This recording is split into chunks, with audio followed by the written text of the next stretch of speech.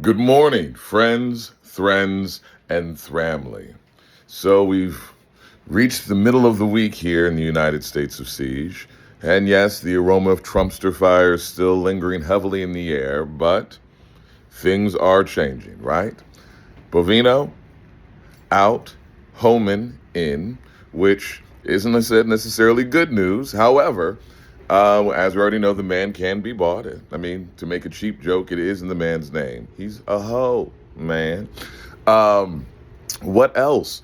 Oh, Trump's interim head of cybersecurity apparently uploaded a bunch of sensitive documents onto a public version of ChatGPT. Let that sink in and remind you that we are, in fact, living in the dumbest fucking possible timeline. However, while Minnesota is still standing strong, and we stand with you, Minnesota, as we honor Keith Porter, Renee Good, Alex Preddy, and the other lives lost that I don't have right at the front of my memory right now, but there have been altogether too many at the hands of the incel Gestapo. There are other things to bear in mind, which I think are vitally important, right? One, as we are all coming together to fight and make it clear, right? We all need to come together because I've seen division online between people who've been marginalized, people of color, and white people, right? Because to be fair, white people have always been privileged in America.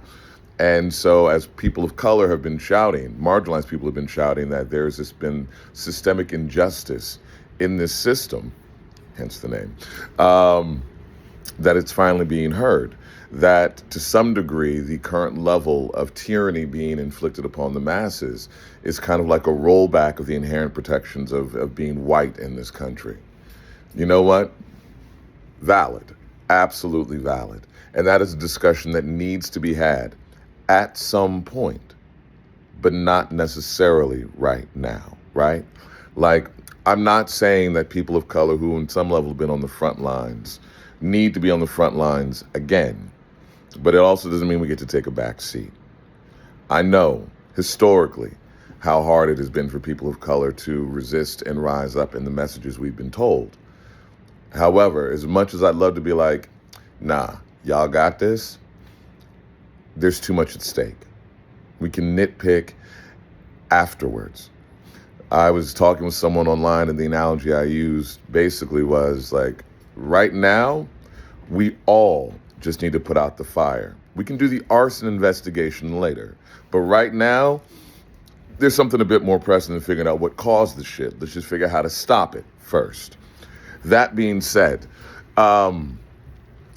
we should also take note that it's been noted that they're using this device called an LRAD. Basically, it's meant to incapacitate. It's kind of a sonic thing and can exacerbate existing health issues. They're using it against protesters in Minnesota. They're probably busting out in Maine. Oh, that's right, Maine.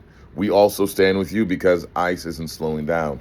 ICE is also trying to encroach upon Philadelphia, and this is not some fucked up weather report or winter storm warning. Although, as we know, winter is still coming and coming hard. It should come a little less, but that's a different conversation. Anyways, all I'm saying in all of this is, as we are focused on standing our ground and trying to make certain that we don't lose any more of our freedoms, we also can't lose focus on part of why we're here, which is the files that have yet to be released.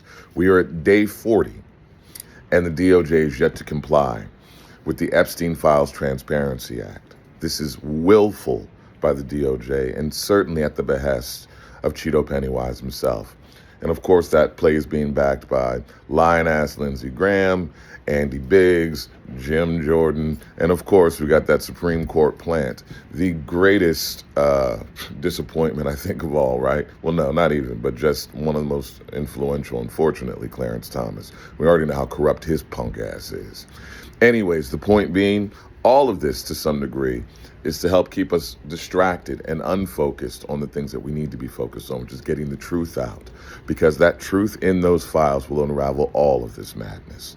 That being said, stay strong, stay safe, stay vigilant. Because even though we might be winning a little bit, this shit ain't over yet.